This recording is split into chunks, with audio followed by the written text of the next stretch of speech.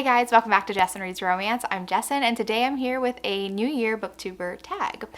This is an impromptu video. I just thought about it, and truly I think that I have so much to look forward to in 2023, which is the main reason why I want to do this, and I thought it would be fun. So you can answer these questions yourself, you can tag other people. I'm probably going to tag some people down below so that they can also answer the questions for this tag, and yeah, let's get started. First question, what are you most excited for in 2023? And I think I'm definitely most excited that I'm going to have more free time to be present in the bookish community, because that's the greatest thing that I have missed out on during this past year.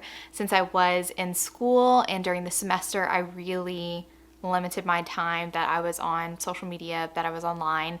I felt like if I watched one YouTube video, one friend's YouTube video, it would turn into 10. So I really was very strict about myself, like not being on social media and not watching any videos, but it's my freaking happy place, and I'm so excited that it's gonna be done. School's almost over and I am going to be free and be able to talk to all my friends, like see what they're reading. That's one of my favorite parts about being a part of the community, is I discovered the most amazing books because someone else has recommended it to me.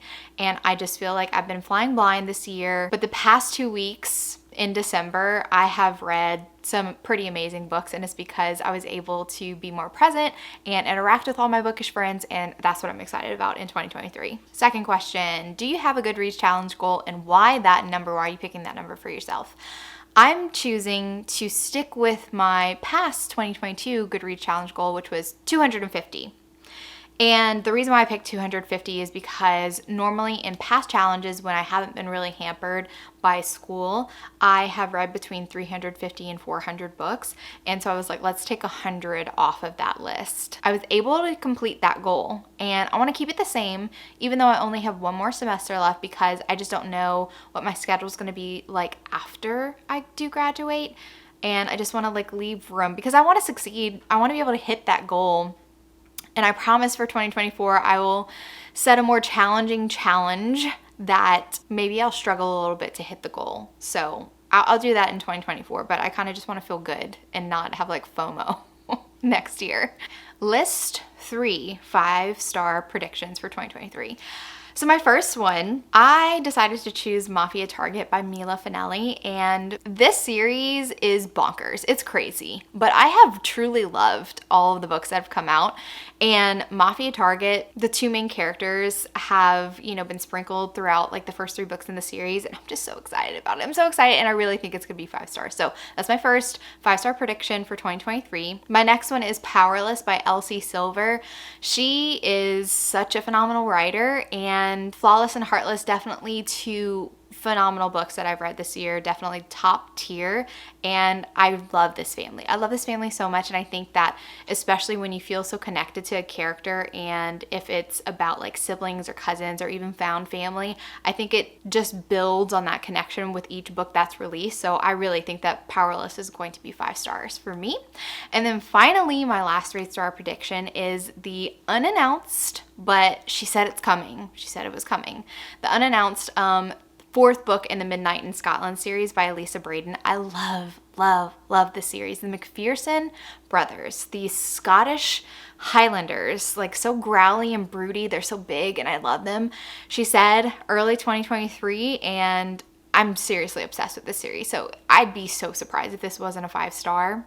It doesn't even have a title. But this book that has been highly anticipated by me for the entire year, that one's gonna be 5 stars. Next, what genre, subgenre, trope do you want to read more of?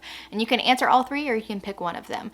So for the genre, I want to pick up more historical and fantasies. I was looking at my stats for the end of the year. They're not complete yet because I still have a couple weeks left in December, but contemporary just completely dominated this year for me, and I love historicals, I love fantasies, but I really haven't been as adventurous in finding new authors and finding new books to love in either of those genres. So I want to read more historical and fantasy romances in 2023. Now for the subgenre, I want to read more cowboy romance, and I know I just said I want to read more historical and fantasies, and cowboy is typically a contemporary subgenre, but I love cowboys. It's Elsie Silver's fault. It's Elsie Silver's fault.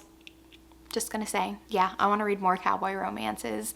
And for the trope that I want to read more of, I want to read more Grumpy Sunshine. And you might be like, wait, you love that trope, what? You already read a lot of that trope. I want to read more grumpy heroines and sunshine heroes. Like, I want that particular combination. So I'm gonna be on the lookout for that for 2023. Okay, this one. What trope do you think is gonna be most popular in 2023?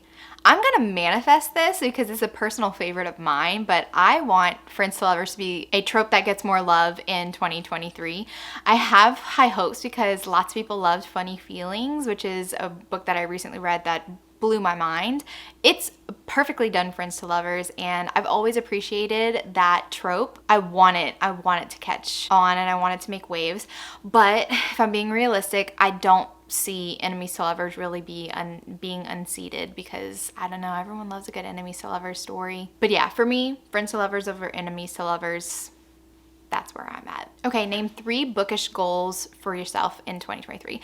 My initial knee gut reaction was like, I'm gonna write some reviews on Goodreads because I don't write reviews right now. I've been so bad about it. I've had this goal in the past, and I just feel like I'm probably not gonna meet that goal to write a review. At least I said like a 2-sentence review for every new book that I read. I think it's going to be a future goal of mine, but I think I'm setting myself up for failure if I say that. So that's not actually my bookish goal for 2023. But recently, Rachel Reads and Sings, she made a template for these historical authors backlist, and I checked off how many books that I've read by Lisa Kleypas. She's one of my favorite historical romance authors, and there was quite a few books that I haven't read in her backlist, historical in particular. And my goal is to read all Lisa Kleypas in 2023. I'm going to read all of her backlists that I have yet to read. And then another goal, it's very influenced by like what's going on right now. I want to participate in Vlogmas next year. So I've never done it before. I've never participated in Vlogmas, and everyone's Vlogmas videos, I've been having so much fun watching them. I want to participate in that. So that's my goal for next year, is to be able to participate in Vlogmas. And finally, I want to go to at least one book signing, bookish event next year. This past year, I only went to a Polycon, and I was an assistant, so I wasn't there as a reader, and free time, I didn't really have it. My time was not my own, and I wasn't able to really like hang out with everybody. So I definitely want to attend some sort of bookish event, probably in the fall. So I'm hoping some fall events will crop up. I want to attend one because I just feel like these are my people, and obviously we interact online all the time, but it's so much fun when you get to see them in person and get to hang out for a prolonged period of time doing all like the bookish things that you all like to do. So that is a goal of mine. Then I have 3 personal goals of mine that I want to accomplish in 2023. The first one is pass my last semester of nursing school. Manifest it, manifest it. And then the second one, in the same vein, I want to pass the NCLEX, which is the test that you have to pass to become an official RN. So manifesting that as well. Very nervous about it, but fingers crossed. And the final one, again, influenced heavily by, this time of year, I want to take a snowy vacation. I think that a lot of Southerners romanticize snow because we don't have to actually deal with it every day, like the ins and outs, shoveling and driving in the snow. But it looks so fun and it looks so pretty, and I really, really, really want to take a snowy vacation. That's a personal goal of mine. I don't know if it'll happen next year, but I'm very hopeful. And finally, last question, what do you want to leave behind in 2022? Like, what do you want to leave behind? Like a trend, a phrase, like anything, whatever. So I have a couple of them. My first, and I don't want to harp on it very long, but I do want to leave behind the word discreet cover. I want to leave that behind in 2022. I'm all for alternate covers. Like, I am a book hoarder. I love to get the same book but different cover designs. I love collecting them because I am a book collector, and I just don't like the connotations of the word discreet, how it to me screams like I'm ashamed. It's something that I need to keep secret that I'm reading romance. And I've talked about this in the past, but yeah, I'm all for alternate covers. I want to leave behind the word discreet. Do I think it'll happen? No, but I still wish it. Another thing I want to leave behind, I want to leave behind people commenting on other bookstagrammers, booktubers, pages, videos, saying that the way that they consume books is either incorrect or unbelievable.